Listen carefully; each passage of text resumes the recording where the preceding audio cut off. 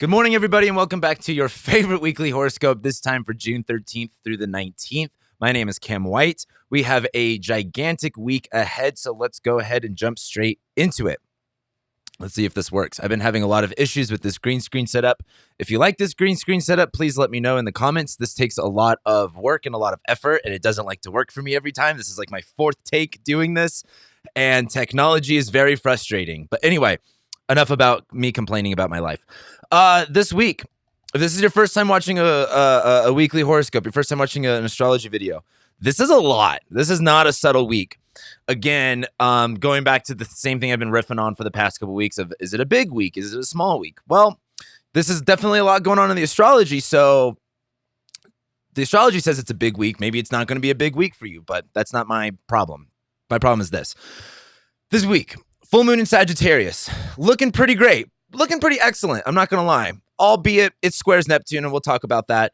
Mercury's going to go back into Gemini. I love that. Mars conjoins Chiron. Healing. Venus conjoins the North Node. We'll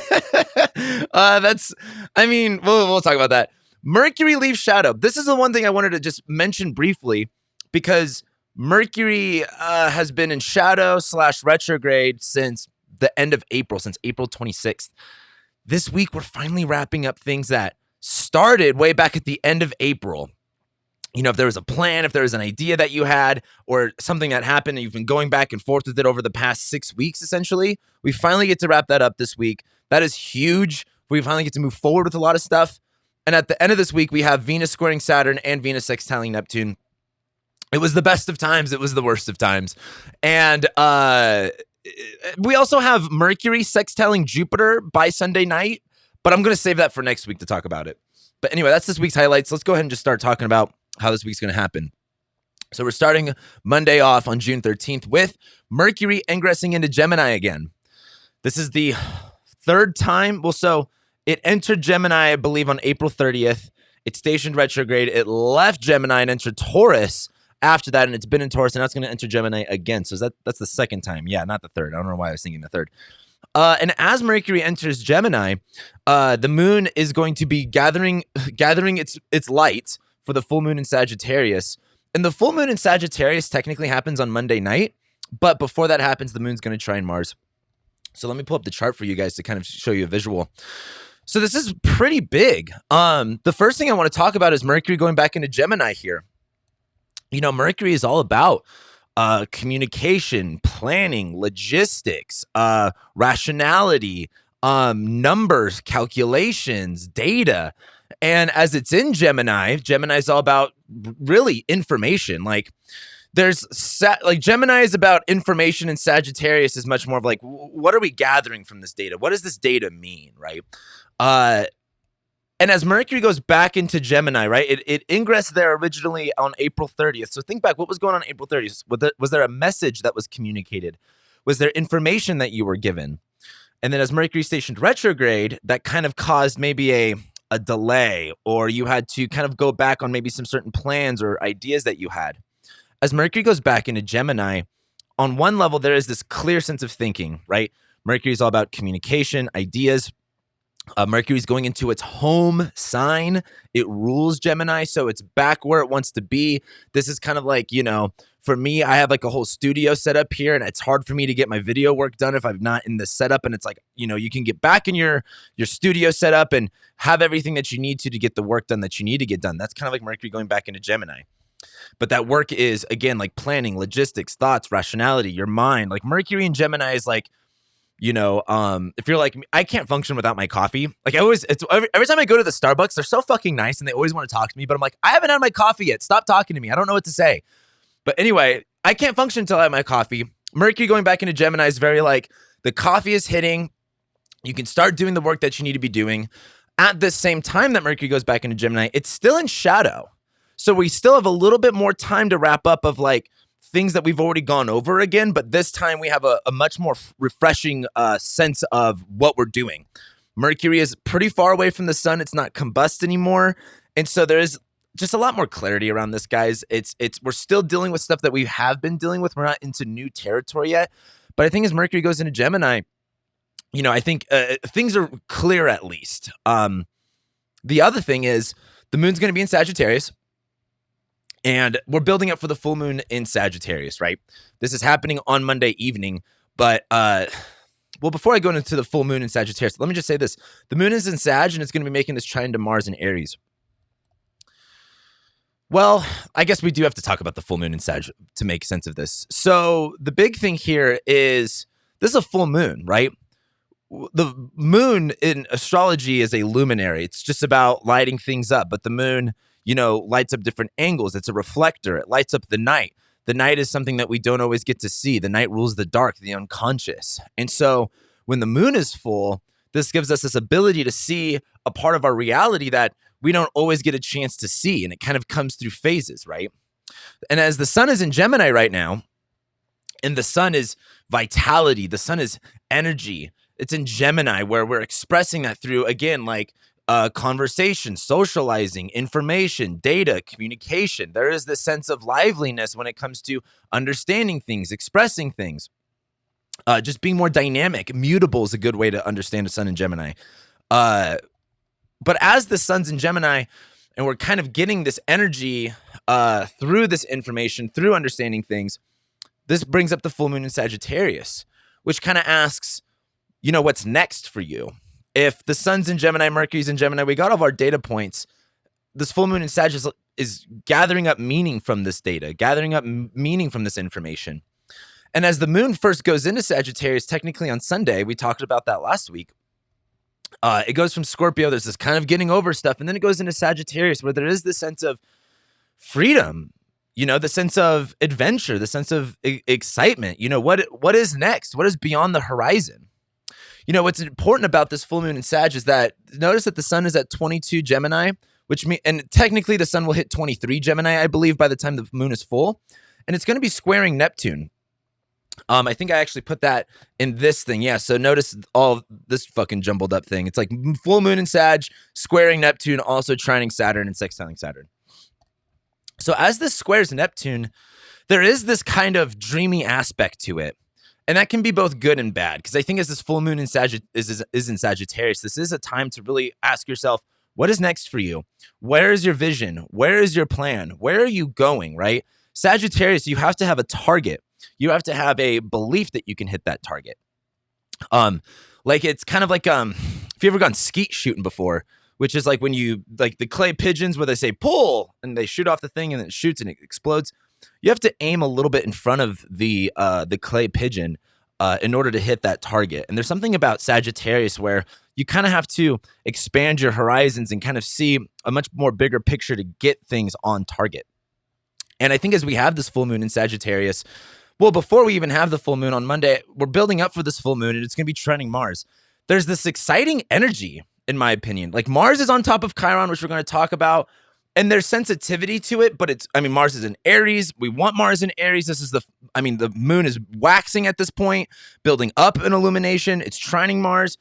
There is this sense of like belief that I think is fueling this Mars and energy stuff. I think if you've been feeling very low energy, I think that might change on Monday. And I think you might be really excited to, pursue things, go for things. What are you realizing? What are you, for lack of a better word right now, manifesting?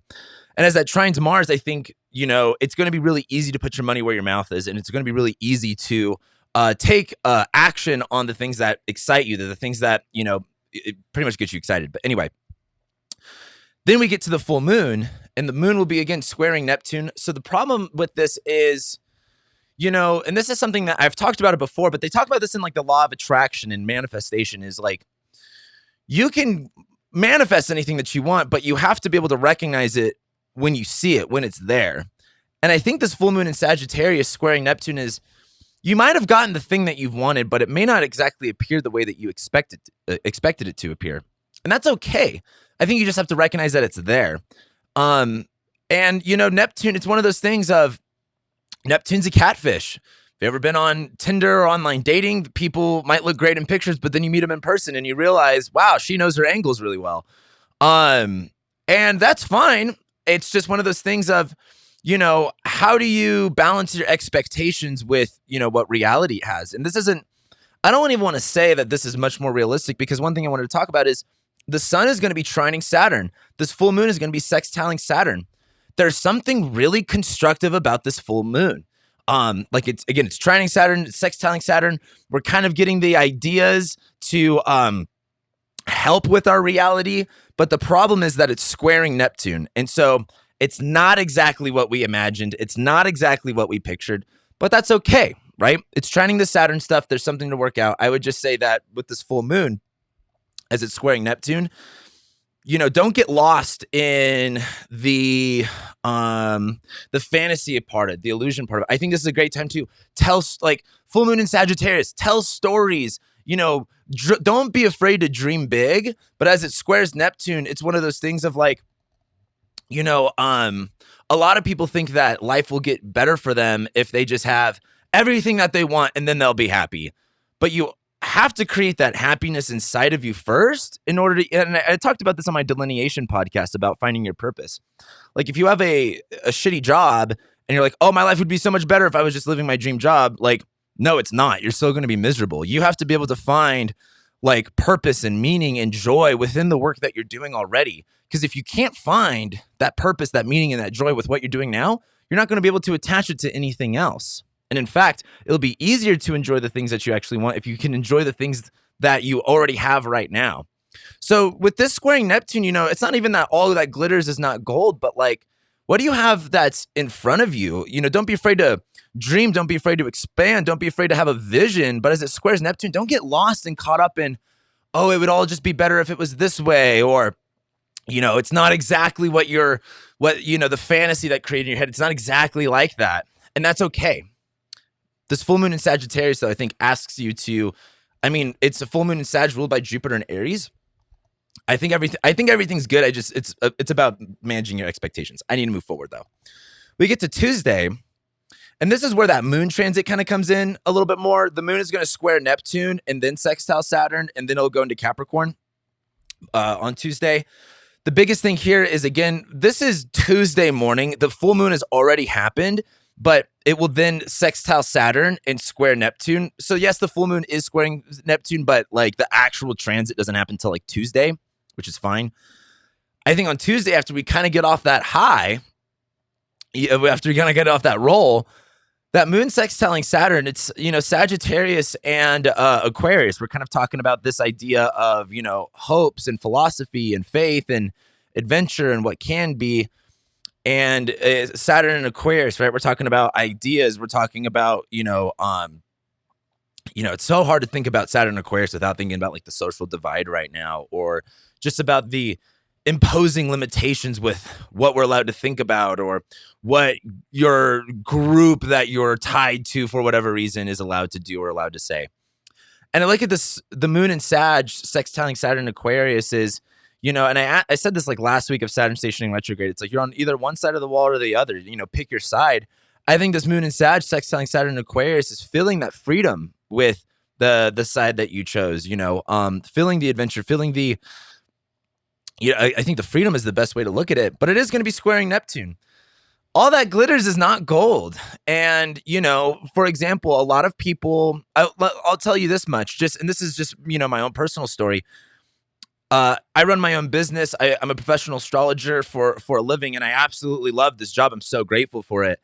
And I feel very moon and Sag, Saturn and Aquarius. Like I have a lot of freedom. It's a lot of fun, but it's a lot of work, and it's not what people expect it. Reading negative comments all day long, and then also having to deal with, some of the traumas that you have to deal with as an astrologer. It's not that easy. And I'm not here to complain or anything, but I just want to say a lot of people can idealize situations that they're not in, not actually realizing the reality of it. I think I mentioned this. I don't forget when I mentioned this. Maybe it was in a horoscope. Maybe it was in a podcast or something, but like oftentimes really rich and wealthy families have like the worst family dynamics. Like they're the most abusive. There's like no love. And while, if you're poor and you're looking at the rich, nice family, you might be like, wow, that might be really great, but they might not have any love in between them, and they might all fucking hate each other, and there's a bunch of neglect and abuse and shit like that.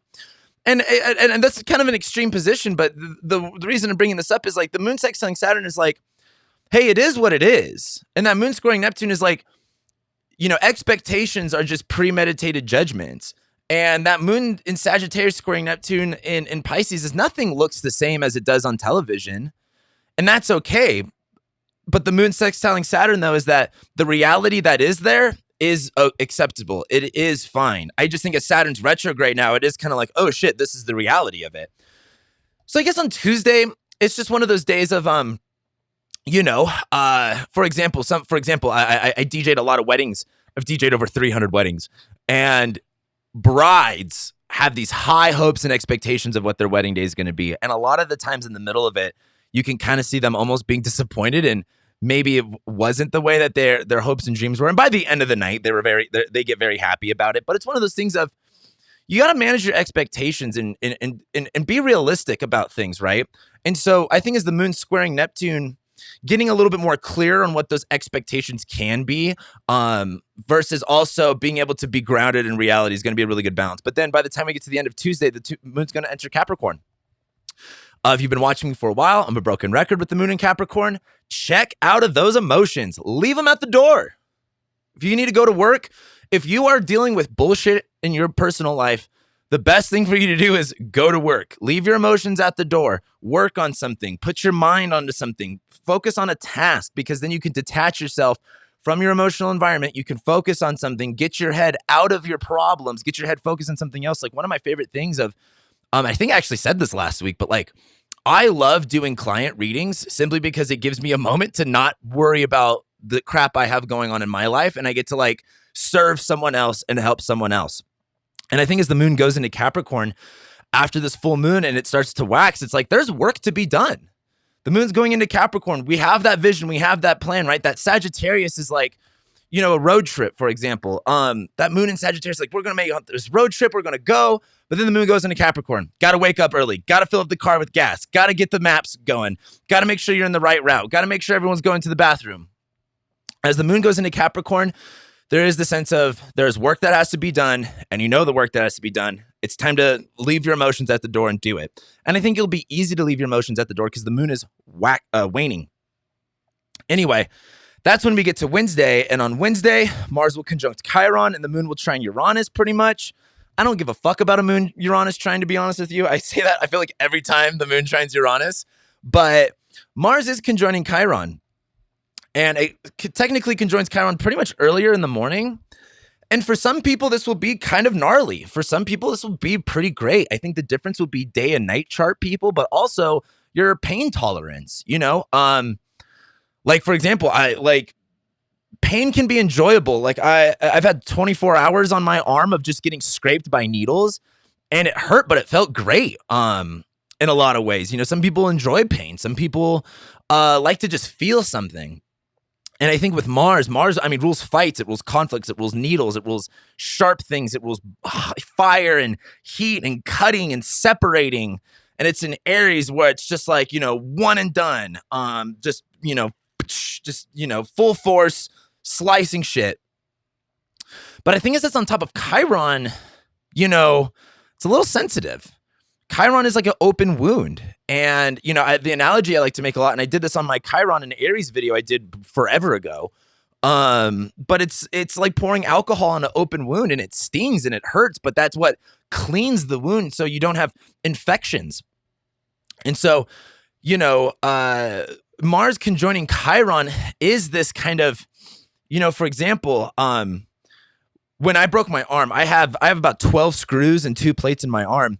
They had to reset my bone into place. And so in order to do that, they had to knock me unconscious, and they had to literally shove my broken arm into place again. And because of that, it fractured my other bone. Long story short, why I'm saying all of this is, in order to fix my arm, they literally had to break it again. For some people, they have to literally break bones in order to fix things again, depending on what the situation is. Mars conjoining Chiron is like, hey, you're going to have to do something that might actually kind of hurt, but it's for, do you want the pain to go away? And I also look at this as, maybe even for some people, taking assertive action might be, for a lot of people, for a lot of you doormats out there, standing up for yourself and sticking up for yourself might be the thing that you need to do. Mars in Aries, you might need to fucking pop off on someone. And it might be cathartic and it might be healing. But also I think with Mars conjoining Chiron, it's very like, there's a fight and there's a conflict that has to happen, but it's going to heal and it's going to hurt. It's not going to feel good. If you're like in relationships, in any kind of relationship, it's easy for resentments to get kind of buried underneath the surface, and those, then, turn into worse and gnarly things. And then you actually have to address those resentments or those problems. And it's not fun. No one likes to do it, but addressing the things you don't want to address is like sometimes the thing that you need to do. And so I just think with Mars conjoining Chiron, things feel good. It's, for example, if you're working out and you get that soreness and it doesn't feel, and it hurts almost, but it feels good because also you worked for that soreness. You earned that soreness. And I bring up the earning part because the moon's in Capricorn right now.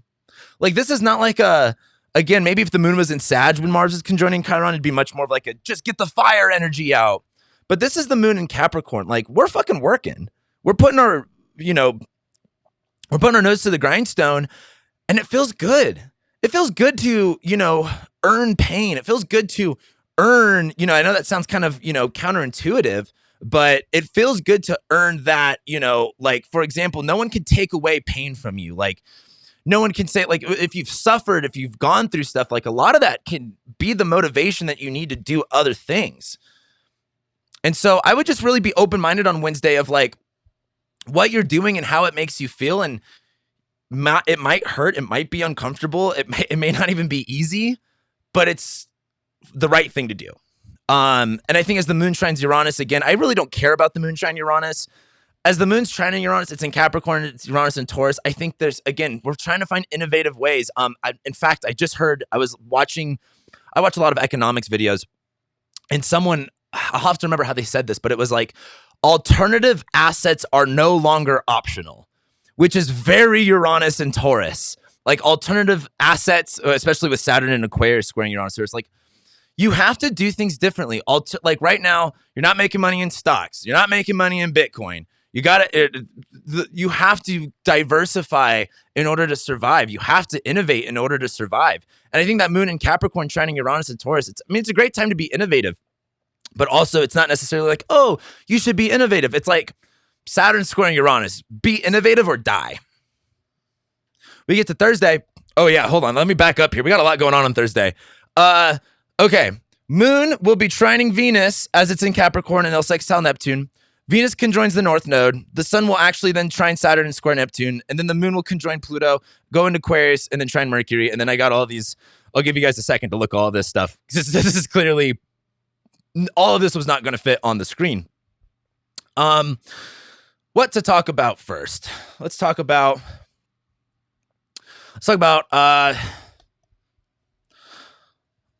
what are we going to talk about first? Hold on. There's actually a lot to talk about here. Let me look at this again. Let's talk about the moon trining Venus and sextiling Neptune. Again, the moon's in Capricorn. Venus is in Taurus.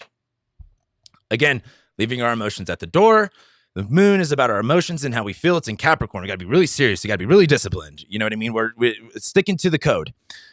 And it's trining Venus. It feels good. And here's the thing. Venus is on the North Node in Taurus. Desire. Indulgence. What are the, like, I think of a chocolate commercial. Like, what are those words that they use? They're like, indulge yourself in sweet, savory deliciousness. Like, that's how you should be feeling on Thursday. But the North Node, like Venus conjoining the North Node is, desire is a hell of a drug. Pleasure's insane. And I really look at this as, I think being innovative about desire and pleasure with Venus conjoining Uranus, but Venus conjoining the North Node is very like, hey, you've got desires and you want pleasure and you're going to go for it. Yes, Venus is making her way to a square with Saturn, which is going to be a little bit problematic, but as Venus is conjoining the North Node, like there is just this like, it's going to be almost impossible to resist of like, this is the North Node in Venus's sign and Venus conjoining the North Node. This is a lot of desire. This is a lot of like wanting pleasure, receiving pleasure at all costs, by the way. This is for example, the best way I've been able to really think about the North Node, and this might trigger some people, but it's like an addict mindset. Like for a lot of addicts, especially like, any type of really addict, there's this overwhelming sense of like, you have to have this substance. and the reward center in your brain is so connected to it. Everything is connected. Like, that's why addicts will literally get rid, like they'll ignore their kids, their wife, they'll quit their job just to seek this pleasure out. The North Node is Rahu, the dragon's head, what we want to consume and what is all consuming towards us. And this Venus North Node thing, I mean, like that addict itch of like, oh, I need more, I gotta have more. That's what this is. I will say that it's never enough. What I've personally learned in life is you can go more and more. I've learned from enough nights of partying and enough of addiction in my family. It's never enough. So this is really tempting. Like, this is going to be really tempting for a lot of people to just overdo it. And for a lot of people, it's also going to be like finally something that like for a lot of people, they're like, I don't want to, please myself or anything. It's really about like, you should pleasure yourself. You should pleasure yourself. But you should find joy, find that stuff. But just know that if you feel like you're doing that and it's not enough, it's never going to be enough. So like Venus conjoining the North Node, you can have as much as you want. You really can, but it's not going to be enough that scratches that itch off of you. So I would just be a little careful. And I also say that because the moon's going to be on top of Pluto. The moon's going to be on Pluto where it's like, I'm uncomfortable. There's fear. Got to do something. And so as it's trining Venus, I think the healthy way to apply this is like Venus conjoining the North Node is like, man, what do you value? What is going to give you security? What is going to give you stability? What is going to make you feel good? And what's actually going to make you feel good? Not feel good in the sense of, even just like fulfilling desire and pleasure, but what's actually going to make you feel stable and confident and good. I think is that moon's in Capricorn trining Venus. Focusing on a productive way of doing that and not a destructive way of doing it will be really important. The sun is also going to be trining Saturn. Really great time to just the sun's in Gemini, trining Saturn in Aquarius. It's like, sun in Gemini is very like, energy. Like, yeah, no shit. I should have known that. And as it trines Saturn, I think it's really helpful in terms of knowing what needs to be done, knowing how things are. This is all an air sign, so there's a lot of mental connections being made here. The sun is illuminating, and Saturn is like what's in the dark. So I think there's kind of like the sense of the sun in Gemini. The sun in Gemini trining Saturn in Aquarius is like, this is what this means. This is what it meant to choose on this side of the story. Or how I said last week with Saturn stationing retrograde, pick your side. I think with the sun trining Saturn is, this is the side I just chose. You might not have been aware of it when it happened, but now you become aware of it. And also the sun squares Neptune where you go, oh shit, this is the side I just chose. Oh shit, this is what's going on over here. And so there is this kind of like, I think the sun squaring Neptune, again, expectations aren't meeting reality. The sun is trining Saturn. Reality's hitting. It's the expectations that are getting in your way. And I think is that Venus is conjoining the North Node. It's like, well, if I just, resist that and I, lean into resistance, which you shouldn't be doing, and that Venus conjoining North Node is like, well, I want it anyway. Like, for example, this is a lot of instant karma here. Like, if the universe denies you something, listen to it. Holy fuck, listen to the universe. A lot of you will be like, the universe will clearly tell you no on something and you'll go, well, fuck that shit. And then you'll still do it anyway. And then you'll cause problems. And then you'll be like, why is my life horrible? It's because you're not listening. But this Venus conjoining the North Node is like, yes, I think you should feel pleasure. I think you should feel desire. But I think a lot of you need to kind of temper it down a little bit. I think in America and in this 21st century society, I think we already lean into the pleasure and the indulgence maybe a little bit too much. But, the heart wants what the heart wants. You got desires that need to be met. You need to be pleased. You need to feel good. So don't be afraid to do that. I just think as the moon's conjoining Pluto, there might be this obsessive power dynamic to it that's not going to feel good. And then the moon's going to go into Aquarius. So it's going to be kind of like this detached feeling. So I think there's a lot of there's an argument that says there's a lot of reality hitting. But there's the only other thing is this Venus is conjoining the North Node where it's like, well, you might be in these very realistic situations or these very non-idealistic situations, but that Venus conjoining the North Node is like, well, you're still going to go for it anyway. So I think the key to Thursday is awareness, to be honest with you. Knowing when, everything is good in moderation And so I think this is just a time to be aware of what you're pursuing and why you're pursuing it. And sometimes, you know what? Like, let's say you've worked your ass off and you want a thing to reward. Like, you deserve a reward. And I think the Venus North Node is like, don't be afraid to reward yourself. But also, like, we tell ourselves, life's going to be better if I just had this. Life would be better if I just had that. And then you get the thing, and then your life's not better. That's what this is. It's like, and don't be afraid to buy the thing. Don't be afraid to indulge yourself. But if that's what you're seeking, as far as like, my life will just be better if this happens, you are going to be very disappointed. We get to Friday, and how long have we been going on here? 30 minutes? God, I'm trying to make these shorter, and I just end up making them longer. Maybe I'll try to make them longer, and they'll end up being shorter. So we get to Friday. Moon's going to sextile Jupiter, and it's going to sextile Mars as it enters Aquarius. I think the other thing I meant to mention too is this is Friday again. The moon will enter Aquarius, and it'll trine Mercury. So as the moon goes into Aquarius and we kind of detach from our emotions still, we're looking at things from a different perspective, and it trines Mercury. There's a lot of like understanding the situation a lot more. Understanding the reality. Saturn and Mercury are like the two most rational planets. Gemini and Aquarius are very rational signs based off of information and, intellect and thinking and mind stuff. So I just think by the time we get into Thursday night, a lot of things are really clear. And again, we get to Friday, and as the moon's in Aquarius, it'll sextile Jupiter, sextile Mars, and the moon will square Uranus. So I think the biggest thing here is as the moon is in Aquarius, it sextiles Jupiter in Aries, giving ourselves a different perspective on the situation, asking others for their opinions. Also, too, like the moon in Aquarius is very like, what is the crowd saying? Moon in Aquarius is like, you might have your opinion, but then see what everyone else is saying. Compare and contrast. And as the moon is in Aquarius, I was like pointing down here to switch it up.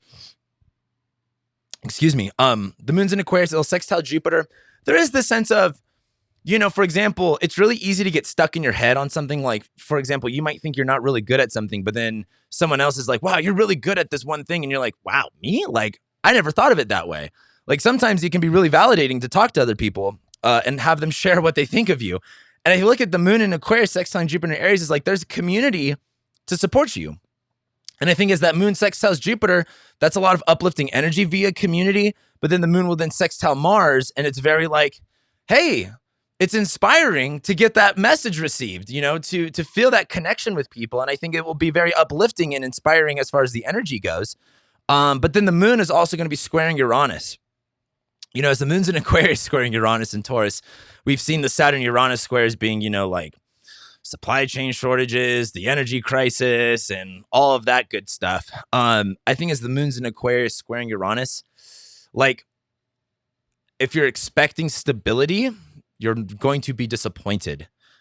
I think as you go into this crowd perspective, and the moon in Aquarius is very like, oh, I'm just going to kind of, the moon in Aquarius is why, like, when you see like riots and stuff like that, everyone just kind of goes crazy because no one's responsible for what the crowd does, right?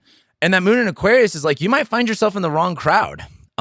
Squaring Uranus, that might destabilize some things. And again, there's this sense of getting support from people, but I think as the moon squares Uranus, it's a little, for example, 99% of my comments on YouTube are very, very positive, but it's the one negative one that gets to me and throws me out of my loop.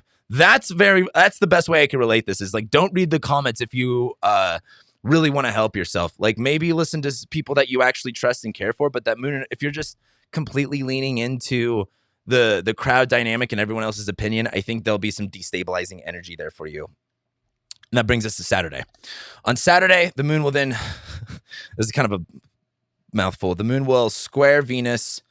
It will conjoin Saturn, and then the moon will move into Pisces. Mercury leaves shadow on Saturday. Venus squares Saturn, and Venus sextiles Neptune. That's quite a bit, to be honest with you guys. Is this the right button? Yeah. So on Saturday, this moon is going to conjoin Saturn. And as it's conjoining Saturn in Aquarius, there is this limitation. There is this kind of like, to be honest with you, I'm a Leo, so don't ask my opinion about like crowds or like things for the greater good. I'm much more of like I like individuals better, and I think people should be treated and respected as individuals. And I look at this moon conjoining Saturn in Aquarius as like, if you don't find validation in yourself, you're not going to find it through those outward circumstances. Like, you can't look for a validation through other people. I think that moon conjoining Saturn in Aquarius is going to feel kind of outcasted, to be honest with you guys.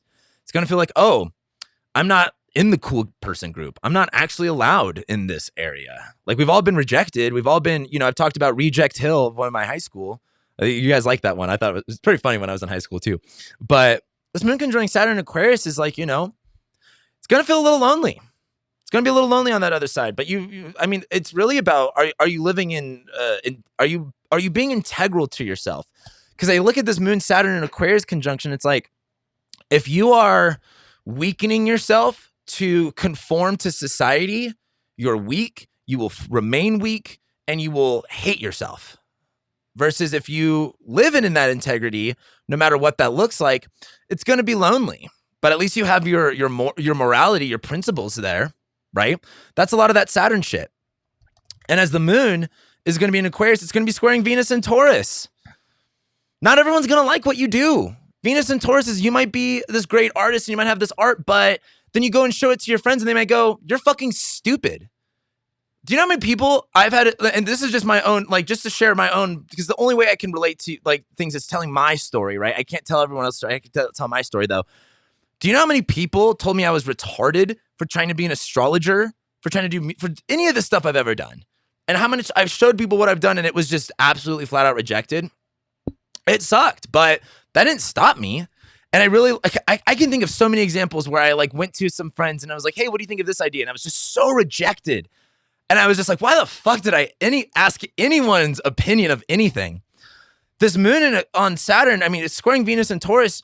You might be really proud of the work that you've done, and then you show it to your friends, and they might just ridicule and criticize you. So what? Are you going to let that stop you? Are you going to be like, oh, well, I guess no one likes it, so I guess I'll just hide in my shell and, become a doormat again and let people walk all over me? I think as this goes on, this moon conjoining Saturn, squaring Venus, it's like, you got to do what you got to do. You got to go your own way, and you got to be confident in that. The thing is, there's a lot of stubbornness with these fixed signs. Don't be afraid to be stubborn about your vision or what it is that you want to pursue, regardless of what other people think. A lot of things were really unpopular before they actually became mainstream. And so don't be afraid to be different. Don't be afraid to go against the societal grain. Also, right now, society wants you to conform to every little idea, and they want to control you and how you react and respond. And that's how they, again, divide us. That's how they, create these wars, and they make society all fucked. Don't be afraid to not conform to society, because society, I haven't seen a lot of people in society really doing too much to help the greater good. Don't be afraid to be an individual and to, do what you want instead. Anyway, as this is going on, the other thing is, hold on, let me go back to this real quick so I can remember everything that's going on. So the moon will square Venus conjoining Saturn, and then the moon will go into Pisces too. So there is this sense of, like, sensitivity, being very, like, open and joyous, but knowing there has to be some change going on when the moon goes into Pisces. But then Mercury leaves shadow. That's right. I forgot about that. Mercury leaves shadow. Since April 26th, Mercury went into shadow. Something was said, something was planned, something was done. We had to do all of this restructuring and rethinking about it. Mercury finally leaves shadow. You're moving on to new territory. And that moon conjoining Saturn is like, what's that Fleetwood Mac song, You Can Go Your Own Way? You can go your own way. And I think that Mercury in Gemini, there is this kind of like, yeah, this is what's happening. And that moon conjoining Saturn is like, you're doing the thing. And you're kind of going on the outside of the walls. You're going past the territory that you've been allowed to go in. And the other thing is, on Saturdays, Venus is going to square Saturn, and Venus will sextile Neptune. And I think as Venus squares Saturn, it doesn't feel good, right? Like, being rejected doesn't feel good. Being outcasted doesn't feel good. But I think as Venus sextiles Neptune, it's like, for example, like, if you're an artist, you got to be proud of your art and not worry about what other people think. Like, it's not, your job as an artist is to not do what people want you to do. It's for you to be an artist and express yourself. And not everyone's going to like your art. Like I have to worry about this too, because I think of my music that I'm working on and I feel so like, oh, it's stupid. But then I remember there's groups like 100 Gex. And I'm like, wow, if 100 Gex can be as fucking, big as they are, then I don't think I'm going to have a problem with my music. You just have to find the right crowd and the right audience. Not everyone's going to like what you do. And I just kind of feel like on Saturday, you figure out that you're in the wrong crowd. And that's okay. And I just think as Venus sextiles Neptune, though, there is this like romanticized sense of like, hey, there's something fun about it. You know what I mean? Like, yes, Venus is in Taurus squaring Saturn. But the thing is like, fuck everyone else. Like Venus in Taurus sextiling Neptune is like, here's the thing. There's this North Node thing. It's on an algol. It's sextiling Neptune. You got to do what you want to do anyway. Get it out of your system. Because this looks so depressing if you just deny yourself. Like, this is like, if you're like, oh, I really want to feel good, but I'm going to deny myself because everyone else tells me I should feel bad because they're just jealous. You're going to feel like shit. Versus if you kind of, again, it's going to be a little rough because you're going to have to like get some negative feedback.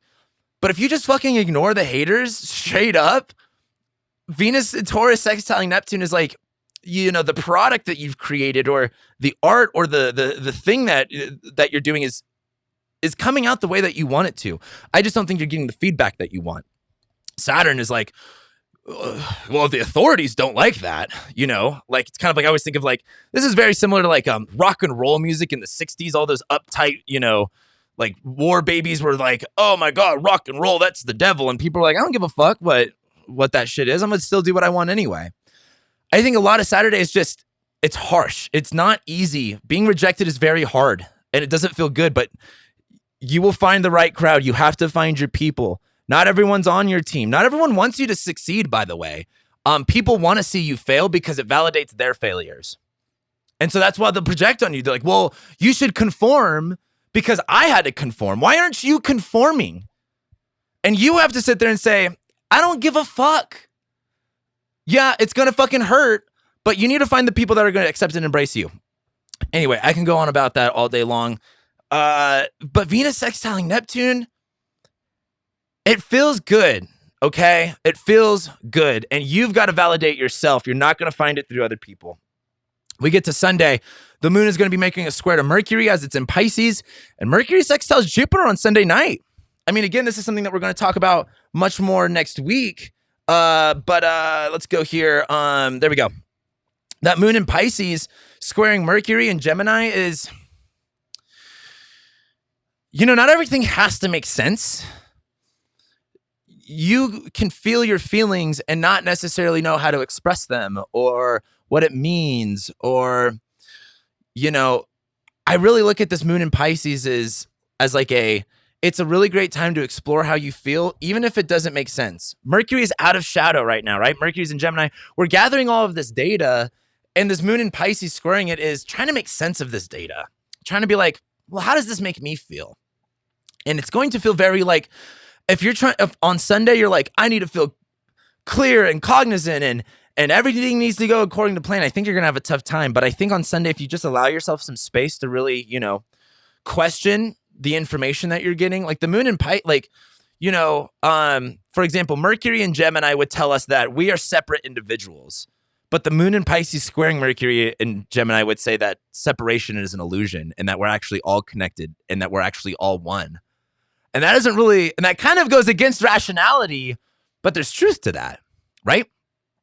I don't have to explain that. I'm not going to explain that to you guys because I feel like we're all in astrology. I think we should kind of get the idea that we're all in this together. Even though I hate that saying, but it's very true. I just think as the moon squares Mercury, there is this, having to be a little bit open-minded with how things go. And what was the other thing that was going on? Mercury's going to sextile Jupiter. This is again happening on the night, but Mercury sextiling Jupiter is like the information that you are getting, the things that are being communicated is really uplifting. I mean, something to really talk about too is my mouse is like in the way. Jupiter, this is something I've been thinking a lot about. This is not Jupiter's full transit through Aries. Jupiter is merely dipping into Aries. It will come back into Pisces later this fall, and then it will fully go through Aries in 2023. Um, this is just giving us a sneak peek as to what next year's going to be about. And I think as Jupiter, it's getting closer to stationing retrograde. I think a lot of this is like, I mean, it's Jupiter in Aries. If you got to believe in yourself, like you really do. You gotta take like, well, again, beliefs are formed through actions. You are never going to believe you can do something before you do it. You have to do it, and then it's much easier to believe in yourself that you can do it, because guess what? You did it. And so I think as Mercury's out of shadow at this point. Well, again, maybe like Mercury sextiling Jupiter is like you realize, wow, you did it. Wow, you are doing the thing. But the moon in Pisces squaring Mercury is like, you kind of didn't think that you were. You kind of didn't think it was going to happen. But it did. So I think on Sunday is a really good time to reflect. And that brings us to next week, guys. Summer solstice. Sun goes into Cancer, longest sunshine of the year. All those fire signs and those solar people, praise the Lord. All the Saturn people hissing at the daylight. Venus enters Gemini. Sounds very fun. Sounds very social. We're gonna have all that air energy and fire energy come back up. And Mars sextile Saturn. What? We actually get a good transit. We get the malefics working out in our favor. Next week's not a big week, but next week I think is we are finally moving on to. We've been dealing with the same energy. Well, there's been a lot of change from April to May, but this is like we're in a different perspective by this week. So I guess to wrap things up with my final thoughts, I feel like I was pretty clear about this week. You know, a lot of this week is realizing what can be, knowing where things are going. Then as the moon goes into Capricorn, laying down the groundwork for that to happen. And a lot of this week is just Mercury fucking leaving shadow, for fuck's sake. Moving on to something else. But that's it. I guess those are my final thoughts for you guys this week. If you're still watching this, this video is sponsored by you guys, my patrons, those that book readings with me and consultations. Those of you that have took my course, if you are interested in learning how to read your birth chart, go ahead and check out my website in the links below, where you can learn how to read your own birth chart. It's pretty much an astrology beginner course. It's very affordable. It's very in-depth. It's very fast. It's not going to take all of your time. Thank you guys for all of your support. If you like this, please like this. It helps me out in the algorithm. Same thing. Please subscribe if you like more videos about this. Consider becoming a patron. On my Patreon, I do monthly overviews of all of the transits. Plus, I do rising sign horoscopes. Plus, there's a Telegram group where you can connect with everyone else that's into astrology. That watches my videos. What else do I do on Patreon? I also do bonus content, some other stuff. So make sure you guys go and check that out. But I guess with that being said, I'll leave you guys with that, and I'll be seeing you next week.